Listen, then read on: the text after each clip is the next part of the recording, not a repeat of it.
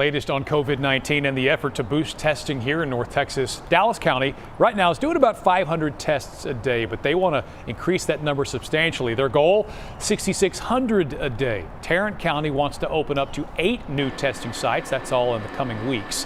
One test that could be key to getting the economy back up and running is an antibody test. Chris Sadeghi is live in Fort Worth. And Chris, we have seen it in other countries. If you want to get folks back to work, you need to know who has been sick already. That's exactly right, Mark. We've spent so much time talking about the testing locations, who can get the testing, but it might be a different kind of test that ultimately holds the key to getting people back to work and businesses back open. It's called a serological test, and yes, it does test for antibodies. Instead of a swab to see if someone tests positive for the virus, they use a small amount of blood from a finger prick, and 15 minutes later, they're able to tell if someone has ever had the virus. That is a big difference because estimates are up to 50% of people might get the virus and never show any symptoms.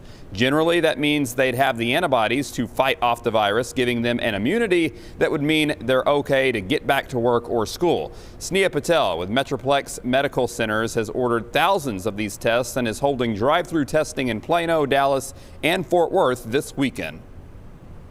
Other countries that are maybe 2-3 weeks ahead of us, they're even saying that we should be testing more people without symptoms. You could run thousands of samples very quickly. It'll be very useful for maybe dictating how businesses get back fully online. And right now, only one of these type of serological tests has FDA approval, but officials in Dallas County say that that test, along with the typical COVID-19 testing, will be key and critical to getting through this pandemic. Right now, health officials in Tarrant County say they have no plans and are not looking right now at any kind of antibody test. Kara, let's send it to you. Well, and we know since this crisis started, there have been more and more people who are losing their jobs. So get this, 230,000 families. That's a number that people filed for SNAP benefits. That's actually twice the amount in this time last year. We're talking about the month of March. So Daybreak's Cleo Green is with us this morning in our social media center on this growing need where some people are getting pretty desperate. Yeah, Kara, if you use the hashtag food drive on Twitter, you'll see so many pictures and videos of people waiting in long lines just to get to that food drive and get that free food.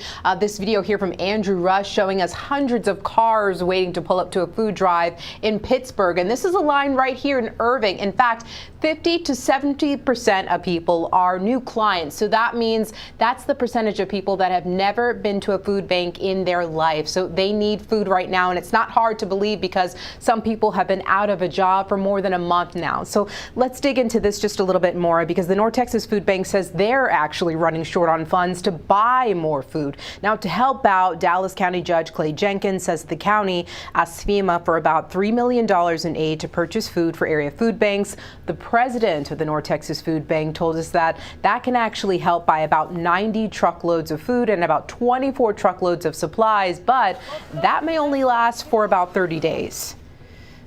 It's really difficult for us to procure enough food to be able to meet the needs. As you see unemployment rise over time, we're going to see our needs rise as well. We just have never seen this pivot so much.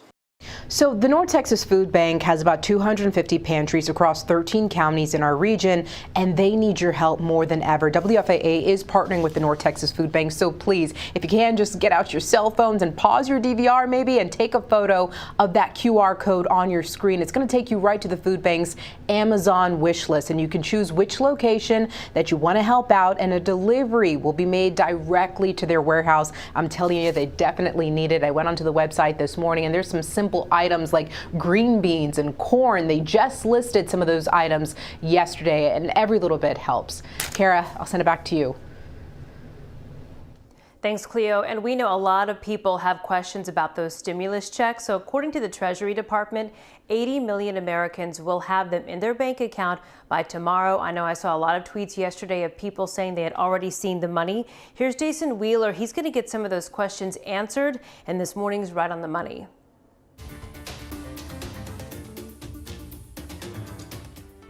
Those so-called stimulus checks have started to go out, and a lot of you have been sharing with me lately that you're really worried because the IRS doesn't have your direct deposit bank information. In most cases, it's because you've always had to pay them instead of getting refunds. Well, this is the week that the IRS is launching a web application where you can enter your bank details online and get your check electronically instead of having to wait potentially weeks later for it to come in the mail. I have more information on the app on Facebook and Twitter. I'm at Jason Wheeler TV. It's understandable that so many are worried, though. Millions of people have lost their jobs. We know that unemployment benefits are really slow to get started, and a lot of people are feeling financially desperate right now. When Americans were asked in a survey last month how they plan to spend the stimulus money, the top two answers were groceries and paying bills. And a lot more federal help will likely be needed. Over the weekend, we heard from the Federal Reserve president in Minneapolis saying that V-shaped recovery, where we might bounce right back economically after the worst of this health crisis, is looking unlikely right now. He expects that maybe for the next 18 months, we should be prepared for this virus to flare back up in places and force us to close back down parts of the economy. And that's right on the money. Always a great look at the numbers from Jason Wheeler. And here is a surprising